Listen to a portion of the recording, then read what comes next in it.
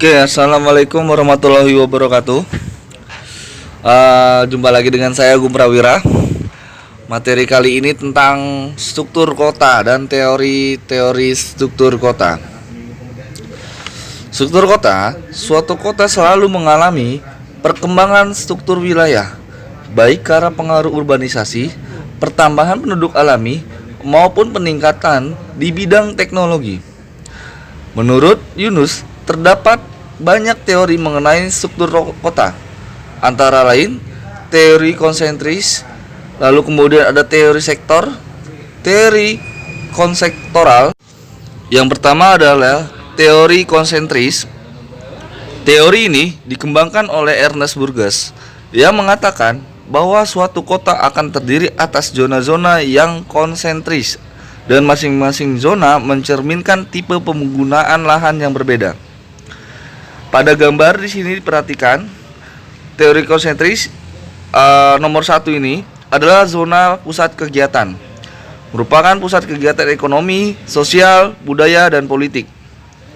Lalu kemudian nomor 2 pada lingkaran tersebut adalah zona peralihan. Merupakan kawasan peralihan yang di dalamnya terdapat industri, perkantoran, dan pertokoan. Di zona ini merupakan daerah yang mengalami penurunan kualitas lingkungan pemukiman yang terdapat kawasan kumuh. Yang ketiga, ada zona perumahan para pekerja. Jadi tadi zona 2 adalah zona industrinya. Lalu kemudian zona nomor 3 ini adalah sebagai tempat pemukiman para pekerja industri tersebut. Yang keempat, zona pemukiman yang lebih baik. Zona ini dihuni oleh penduduk yang berstatus ekonomi menengah sampai tinggi. Kondisi ekonominya umumnya stabil, sehingga lingkungan pemukimannya menunjukkan derajat keteraturan yang cukup tinggi. Yang kelima, zona para pengelaju. Di daerah pinggiran kota mulai bermunculan perkembangan pemukiman baru yang berkualitas tinggi. Mereka tinggal di zona itu dan bekerja di kota. Setiap hari mereka pulang pergi kota. Misalkan kalau misalkan ini sebagai contoh kota di dunia adalah modelnya kota Chicago, lalu kemudian ada di Belanda kota Amsterdam. Yang kedua adalah teori sektor. Teori ini dikembangkan oleh Homer Hoyt.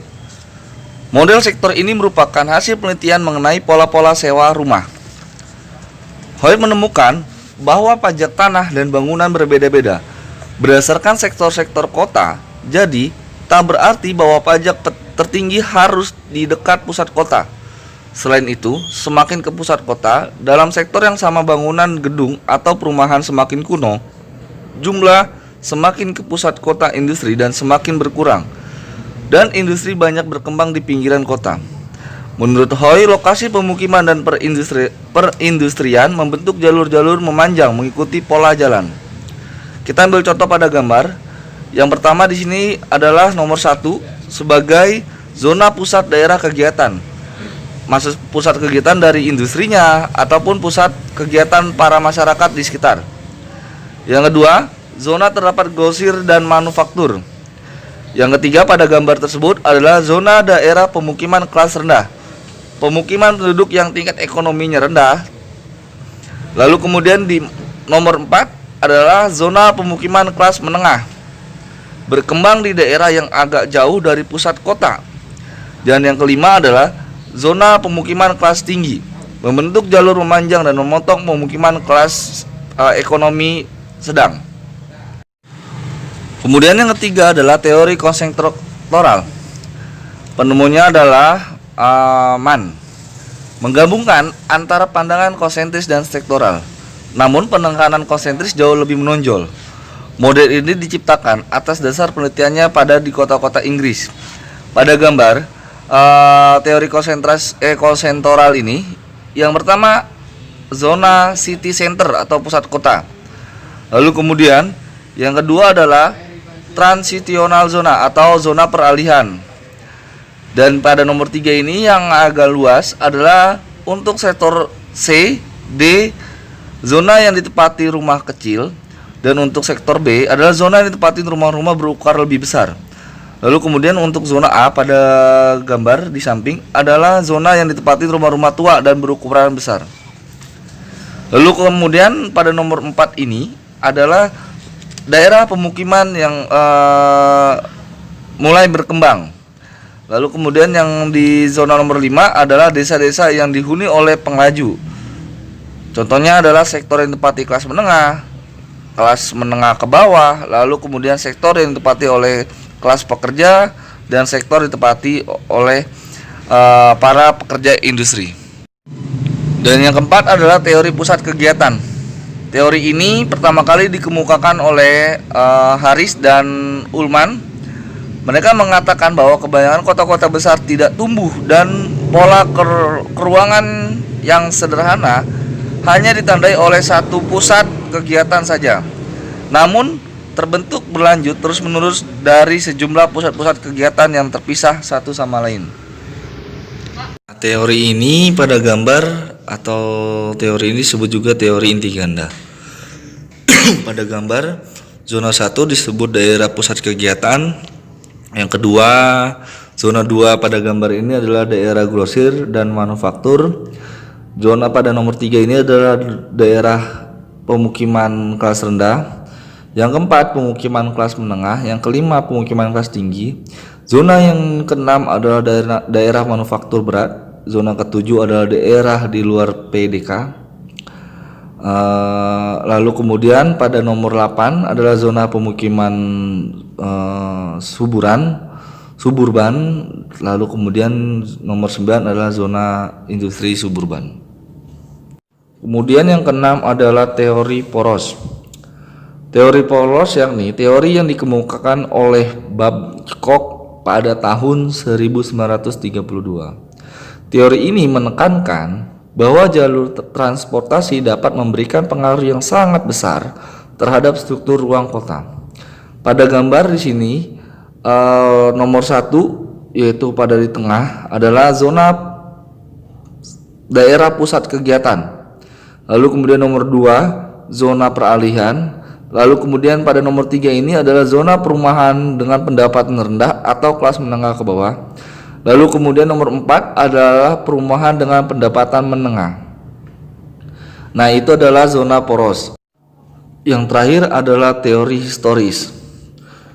Teori ini dikemukakan oleh Alfonso. Teori ini didasari atas nilai sejarah yang berkaitan dengan perubahan tempat tinggal penduduk di kota tersebut. Pada gambar di sini bisa dilihat zona 1 adalah daerah pusat kegiatan. Lalu kemudian berurutan ya nomor 1 sampai 5 ini. Zona 2 adalah daerah peralihan. Pada nomor 3, zona 3 adalah daerah kelas rendah. Lalu kemudian nomor 4 zona daerah kelas menengah, dan nomor 5 adalah zona kelas tinggi. Daerah yang menjadi pusat kegiatan dalam kurun waktu yang lama akan mengalami kerusakan lingkungan. Akibatnya, jumlah penduduk akan pindah ke daerah pinggiran yang masih asri dan alami. Kerusakan lingkungan di daerah pusat kegiatan ini akan mengundang pemerintah setempat untuk melakukan perbaikan, sehingga ketika dirasa telah lebih baik, hal ini mengundang sejumlah masyarakat untuk tinggal di dekat wilayah pusat kegiatan. Beberapa alasannya adalah karena mudahnya transportasi, banyaknya pusat perbelanjaan, dan fasilitas umum lainnya. Nah, perbaikan terus dilakukan di mana yang awalnya hanya dilakukan pada wilayah 1 atau pusat kegiatan, kemudian merambat ke wilayah 2, 3, dan seterusnya.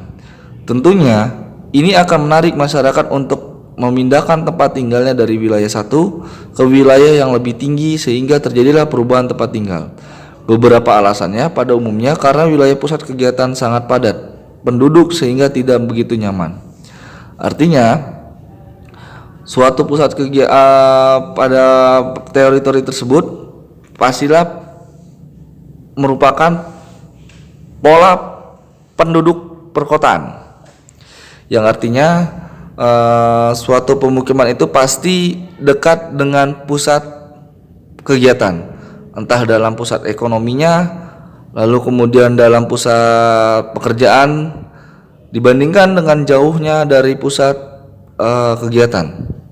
Walaupun sehingga istilahnya jauh pemukiman yang jauh dari pusat perkotaan, pemukiman tersebut akan lebih mahal. Kita ambil teori-teori yang tadi sebelumnya sudah jelaskan. Teori misalkan ya tadi teori historis, pusat kegiatan nomor 1, lalu kemudian pada nomor 5 itu adalah pemukiman kelas tinggi, artinya dia jauh dengan pusat kegiatan. Karena apa? Pemukiman itu padat karena faktor menjadi pusat kegiatan. Baik, semoga dipahami materi kali ini tentang teori-teori struktur kota. Tadi ada 7 teori struktur kota. Saya tutup. Mohon maaf jika ada salah kata. Wassalamualaikum warahmatullahi wabarakatuh.